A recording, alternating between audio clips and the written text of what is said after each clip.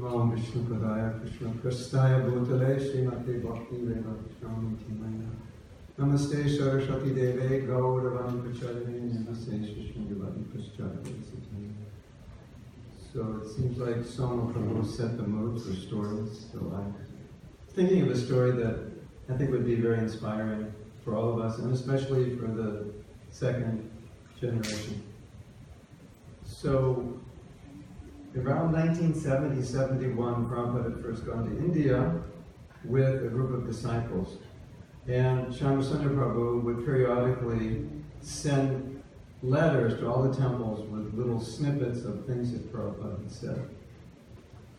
So, Prabhupada said, only eat 2 chapatis and 1 cup of dal. That was one of the messages.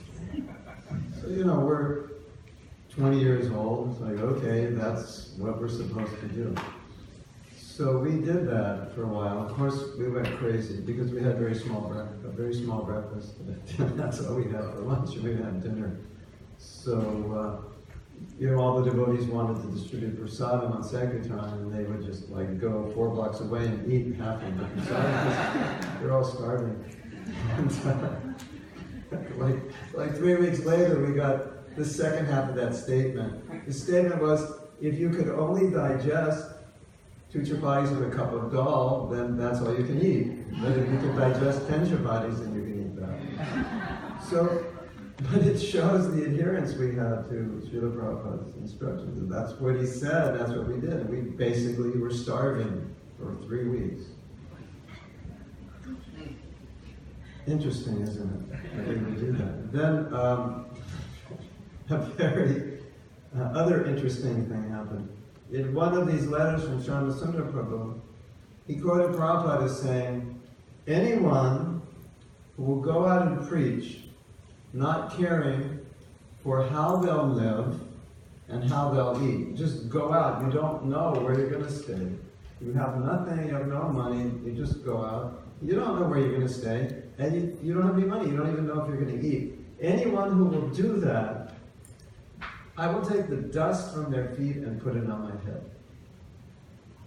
Have you heard that? Any of you heard that statement before? Yeah, this was in that letter, Shyamsundar. So we went ballistic. We said, oh my God, what an amazing way to get Prabhupada's mercy.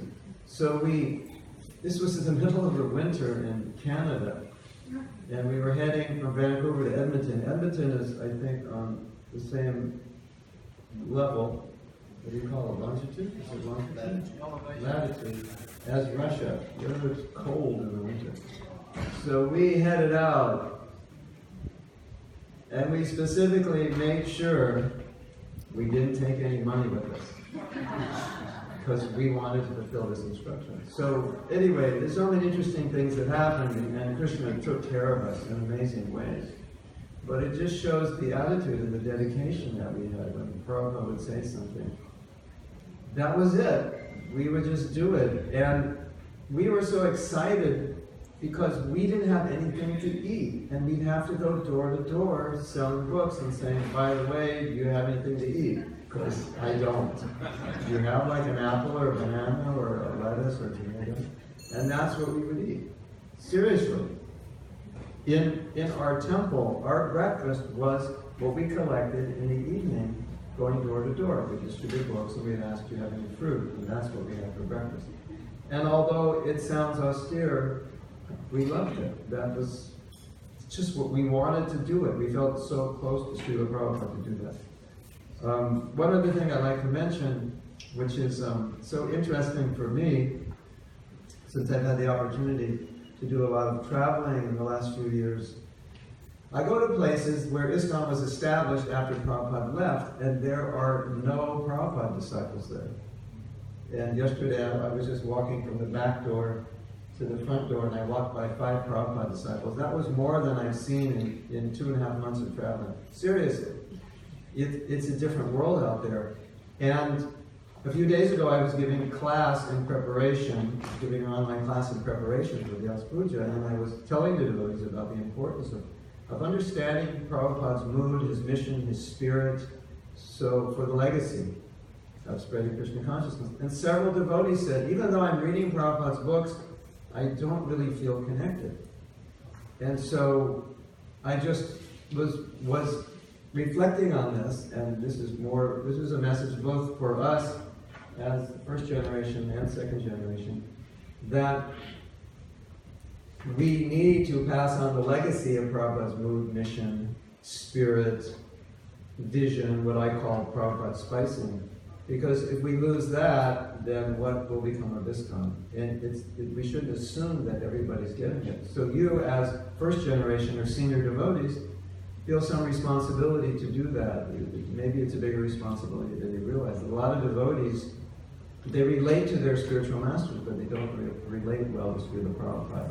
And I think it's extremely important that we pass that on in any way we can. I think we take it for granted because here in America is where we establish Krishna consciousness. And so people who join here, they tend to get it because they're so, Prabhupada is more, I think, embedded in the consciousness.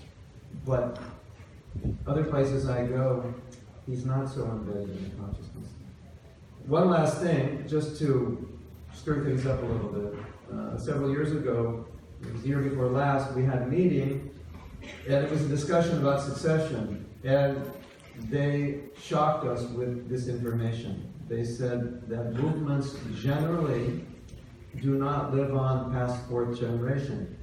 But academically, fourth generation is our grandchildren. So Prabhupada's the first, Prabhupada disciples are the second, those who are grand disciples are the third. So that means the children, our great-grandchildren or the grandchildren of the next generation would be the last generation of devotees. That's statistically what happens. It doesn't get past 4 generations. So I'm already starting to see this where I go, that there is not a deep understanding of Srila Prabhupada. So as much as we can give that and share that, we should do that, because don't take it for granted that everyone feels about Prabhupada like we do. Thank you very much.